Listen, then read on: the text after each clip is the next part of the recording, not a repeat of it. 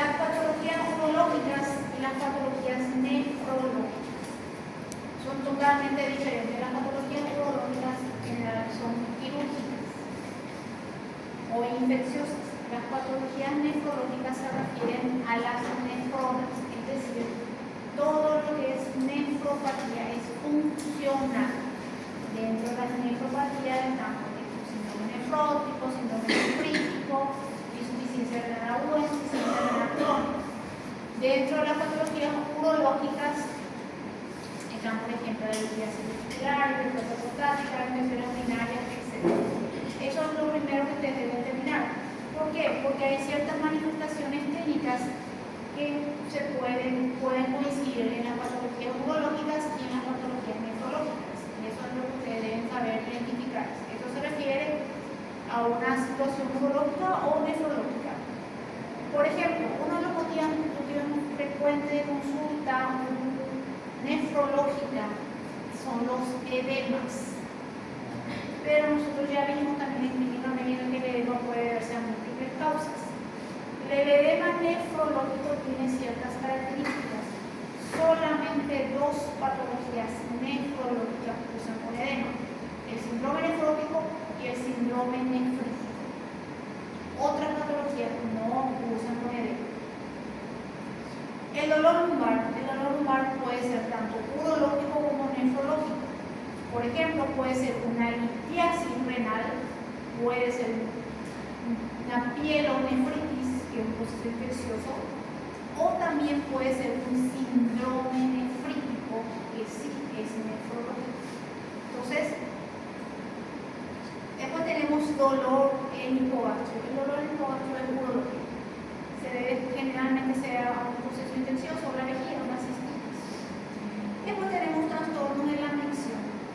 Acá, el trastorno de la micción sí es un sinfín de posibilidades. Cuando nosotros hablamos de un trastorno de la micción, pueden ser muchas causas o muchos síntomas. El trastorno de la micción puede ser que haya mucha diuresis, poca diuresis, que duela, que arda, entonces que cambie el trayecto de la diuresis, etc. Entonces, el trastorno de la micción puede ser urológico y nefrológico. Por ejemplo, hay ciertas patologías de la hiperplasia prostática, por ejemplo, usa un trastorno de la micción. Bueno, entonces, ¿cuáles son las características? El edema nefrológico se presenta en dos patologías: síndrome nefrótico, síndrome nefrítico. Vamos a ver qué es. Generalmente va a ser simétrico, porque estamos hablando de algo sistémico. Entonces va a ser bilateral de miembros inferiores, bilateral de miembros superiores, bilateral, etc. Siempre va a ser simétrico. Puede empezar en miembros inferiores, que es el síndrome nefrótico. En el síndrome nefrótico hay edema porque no hay proteínas. Entonces un edema generalizado, se llama NASAR. La característica del síndrome nefrítico es que el edema empieza en los párpados.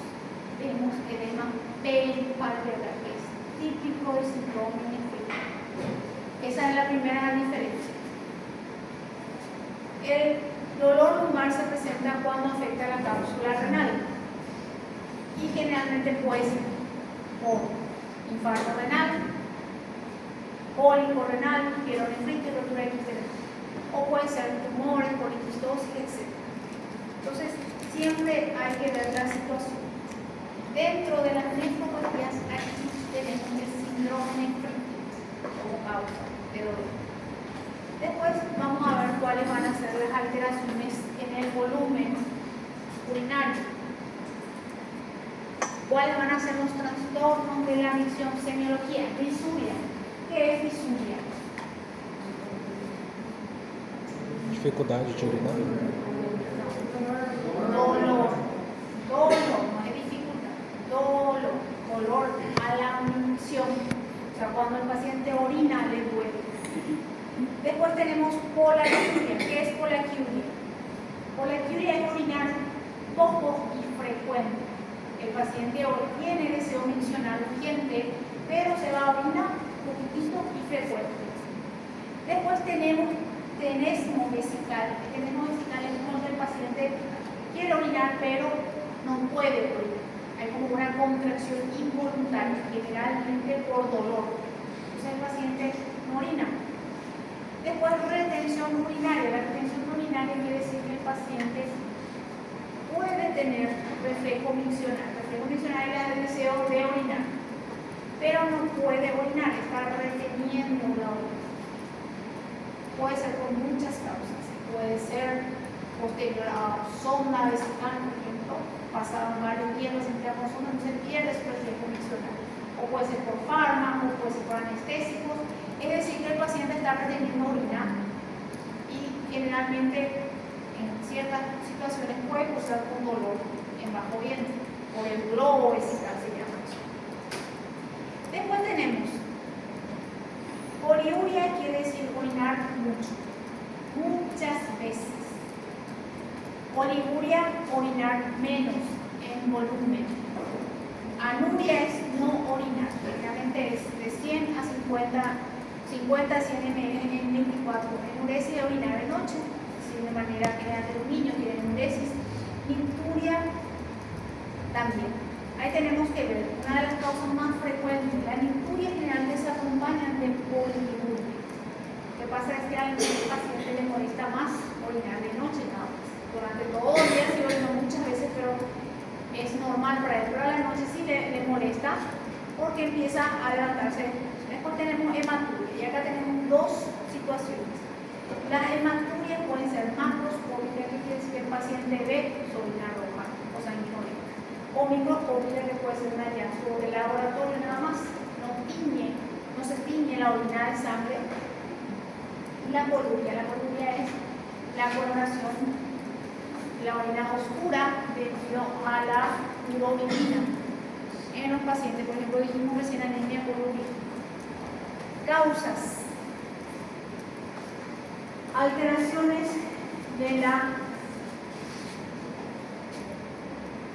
del volumen. Esa es otra cosa. El volumen puede ser. El paciente puede ser que orine más porque está tomando más agua, toma más agua por muchas cosas, etcétera, etcétera. Entonces ahí tenemos que ver cuáles van a ser las causas. Puede ser oliguria, es la disminución de la diuresis. Se cuantifica, se mide el volumen de la orina en 24 horas y se ve. Después anuria, el paciente deja de orinar, no deja de orinar, porque la verdad que 100 ml en 24 horas. Entonces, atiendan bien, la poliuria puede ser por muchas causas. Esta sí es no variable. La poliuria puede ser, inclusive, es frecuente en los pacientes con diabetes. Es la causa más frecuente de poliuria. Después, la oliguria, generalmente el paciente empieza a disminuir la diuresis porque está deshidratado, o porque, generalmente porque está deshidratado, la causa, o sea, la manifestación más frecuente es la insuficiencia renal prerenal. Vamos a ver qué es la insuficiencia renal. Y anuria es cuando el paciente deja de orinar de manera progresiva o de manera súbita. Yo puedo tener un paciente que deja de orinar porque tiene un estallido vesical, por ejemplo, o deja de orinar porque empezó a orinar de a poquito, tenía oliguria y después pasa a anuria. Entonces tenemos que ver, pero siempre van a ser situaciones agudas.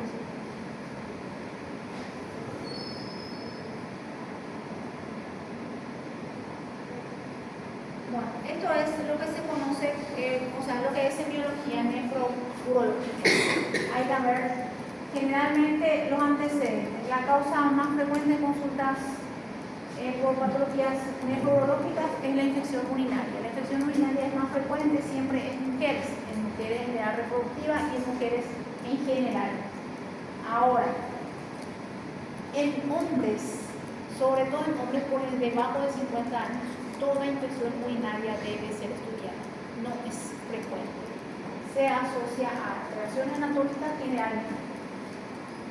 Por encima de los 50 años sí ya es frecuente, está asociada a la hiperplasia prostática. Entonces, generalmente siempre tenemos que ver la edad y los antecedentes, la edad, el sexo y los antecedentes patológicos del paciente. Es muy frecuente la infección urinaria en mujeres, es más frecuente la infección urinaria en diabéticas. Entonces Entonces, también en los diabéticos. Después tenemos que ver el examen general, edema, palidez, y examen regional, si hay masas palpables, si hay dolor. El signo semiológico característico del dolor renal es la punioperfusión. La punioperfusión es percutir la fosa lumbar de manera suave y eso genera dolor. Es solamente un golpecito. Si es punioperfusión positiva, quiere decir que despierta dolor al paciente, pero debe ser un golpecito leve, nada más, no un golpe brusco. Entonces ahí hablamos punioperfusión positiva en cólico renal, hidronefrosis, pielonefritis o absceso renal. Después tenemos otras maniobras que son de palpación. La maniobra puede ser unimanual o bimanual. Esta es una maniobra bimanual que se llama maniobra de Bullón, que lo que quiere es capturar los riñones.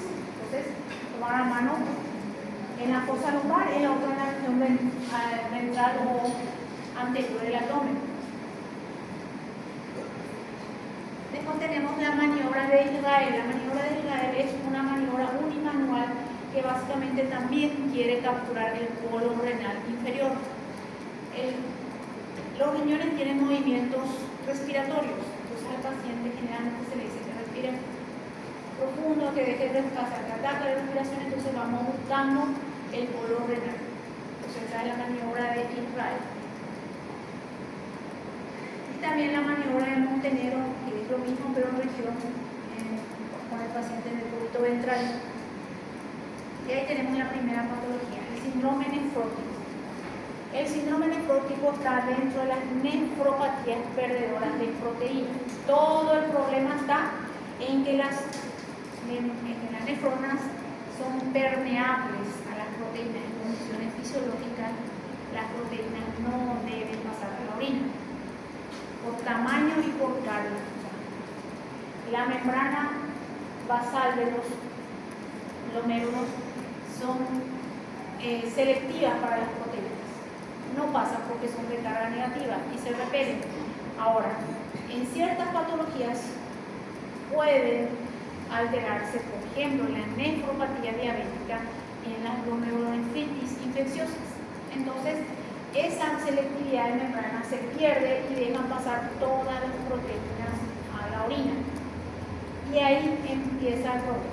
Primero, la proteinuria debe ser mayor a 3.5 gramos en 24 horas. Es decir, que yo necesito cuantificar.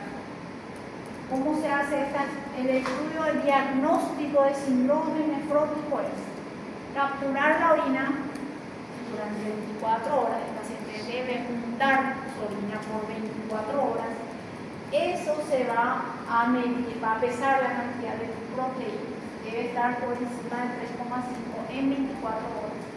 Ahí hablamos de síndrome nefrótico o rango nefrótico. ¿Sospecha clínica? No. El diagnóstico es laboratorio. Además de eso, ¿qué tenemos laboratorialmente? Tenemos hipoalbuminemia. Como la proteína que se pierde mayormente por la orina es la albúmina, entonces tenemos mucha albúmina en la orina, poca albúmina en sangre, hipoalbuminemia. Y esta hipoalbuminemia es lo que origina los síntomas. Al perder proteína se pierde la presión coloidosmótica y eso hace que se extravase plasma al tercer espacio y genera los edemas. Entonces, la fisiopatología del edema del síndrome nefrótico es por pérdida de la presión coloidosmótica. Además de eso, clínicamente lo que tenemos es edema generalizado. Todo el paciente está edematizado, se llama anasal. Además de edema, hay también derrames. Puede haber derrame pericárdico, derrame pleural, puede haber ascitis. Generalmente. ¿Qué otra característica del síndrome nefrótico puede ser agudo o puede ser crónico? Entonces, Diagnóstico, proteína mayor a 3,5.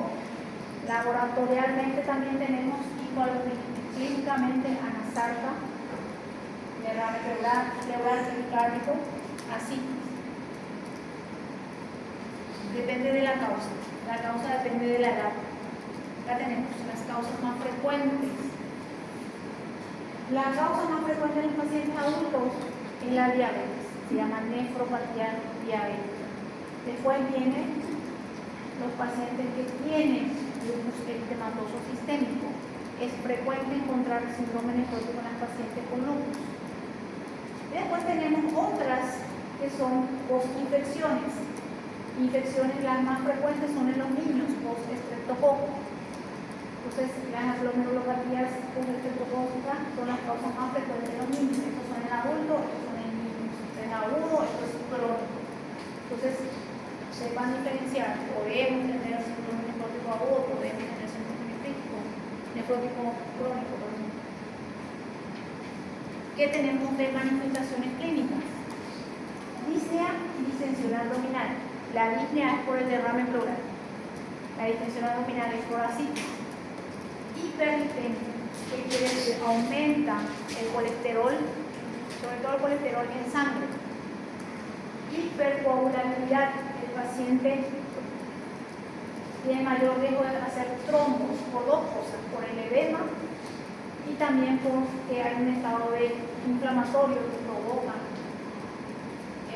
coágulos. Además de eso, también es un paciente inmunosuprimido, porque al perder proteínas también pierde inmunoglobulinas. Entonces, es un paciente inmunosuprimido. Además de eso, se puede asociar el síndrome nefrótico puede causar insuficiencia renal aguda o insuficiencia renal crónica. Es decir, lo uno no tiene que ver con lo otro. Yo puedo tener un paciente que tiene síndrome nefrótico y tiene insuficiencia renal y yo o no. Entonces, una patología no descarta que tenga la otra patología. En caso no opuesto. Después la otra patología que tenemos es el síndrome nefrítico. El síndrome nefrítico es más grave que el síndrome nefrótico. ¿Por qué? Porque generalmente se manifiesta con crisis hipertensiva. Generalmente tiene una cantidad clínica de edema, pero el edema no es muy importante. El edema, hay edema generalmente vertebral, pero no es tan importante como el síndrome nefrítico. La característica principal es que siempre hay hematuria. Hay proteinuria, rango no nefrótico, es decir, menor a 3,5, hay hematuria, hipertensión arterial secundaria, una crisis hipertensiva. Además de eso, generalmente se asocia con insuficiencia renal aguda. Entonces, hay un aumento de la urea y la creatinina y hay oliguria. Hay proteinuria en rango no nefrótico, hematuria puede ser microscópica o macroscópica. El edema empieza en los párpados y siempre hay hipertensión renovascular, se llama, o hipertensión secundaria.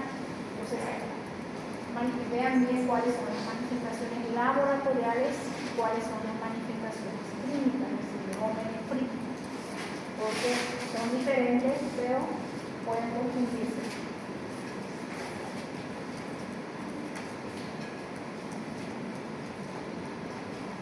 El síndrome nefrítico puede ser primario o puede ser secundario. Las causas más frecuentes son las secundarias a otras patologías, por ejemplo, el lupus también. Y una de las formas de presentación más frecuentes en los niños es la glomulonefritis post-estreptocócica. El paciente tiene antecedentes de infecciones.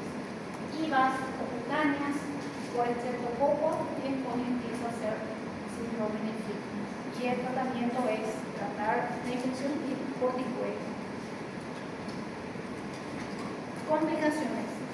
Se puede presentar insuficiencia cardíaca, si es crónico se puede presentar insuficiencia cardíaca porque el paciente tiene hipertensión arterial, encefalopatía hipertensiva o puede haber hiperpotasemia asociada a la insuficiencia renal aguda por dependiendo de la situación.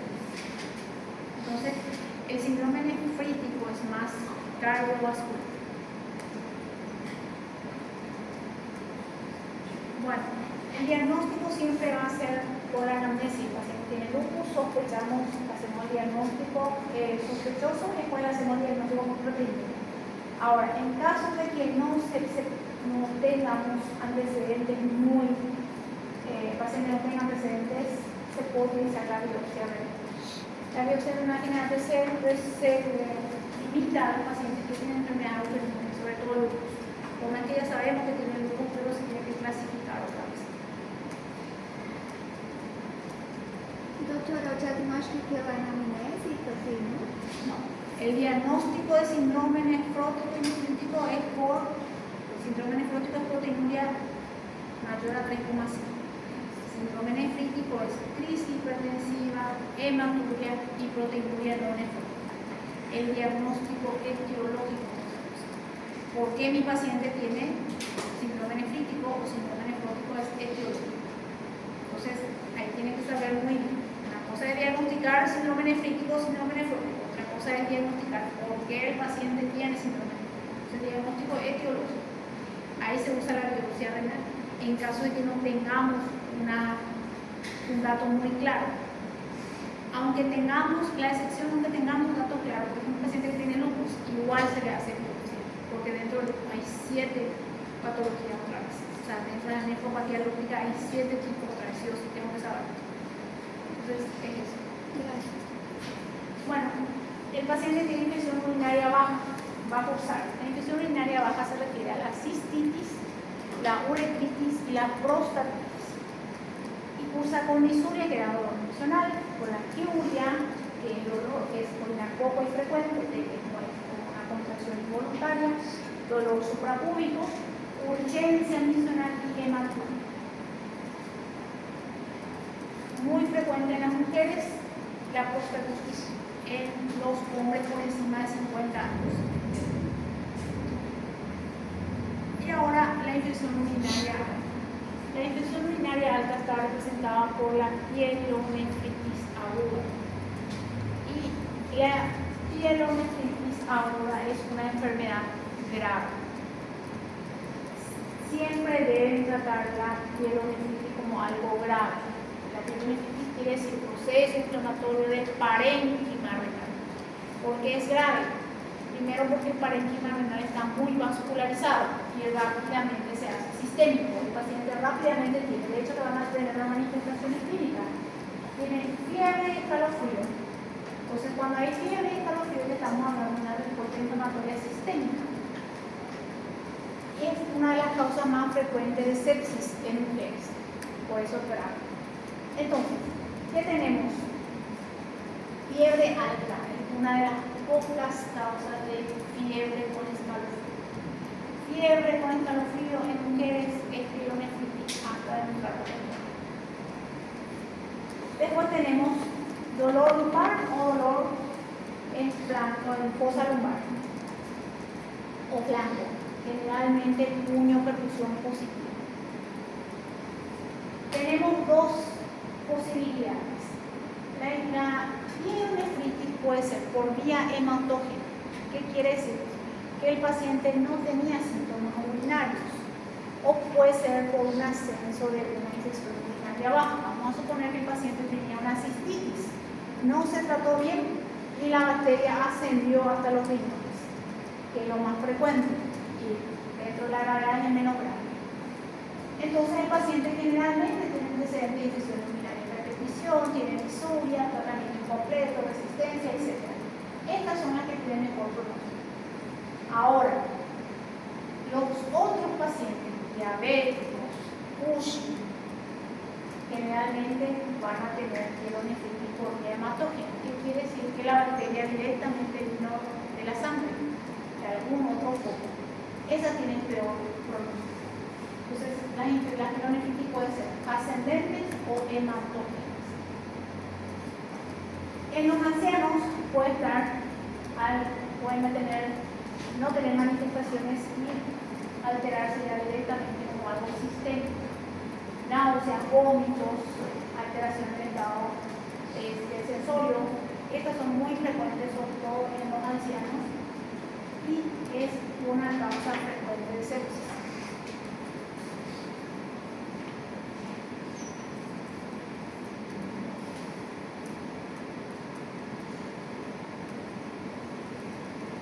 insuficiencia renal. La insuficiencia renal nosotros clasificamos en tres. La insuficiencia renal quiere decir que los riñones no están haciendo su trabajo. Y ahí tenemos diferentes clasificaciones. La insuficiencia renal puede ser aguda, crónica y una crónica agudísima. Entonces, básicamente se refiere a que los riñones no están haciendo su función y se caracteriza laboratorialmente por aumento de la urea de la creatinina y se clasifican de acuerdo al tiempo de instauración. Bueno, entonces,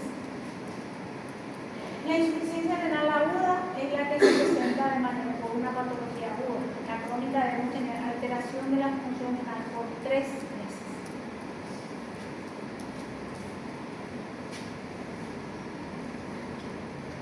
La insuficiencia renal aguda generalmente se produce en horas o días y se caracteriza por un aumento rápido de la urea y la creatinina. La urea y la creatinina son productos de desecho que se eliminan por la orina. Como el paciente no está orinando, eso se eleva en la sangre. Puede haber oliguria o anuria dependiendo de la situación.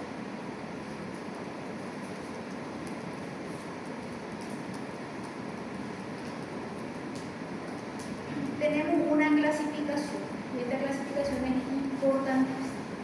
Fisiopatológicamente, ¿qué es lo que ocurre?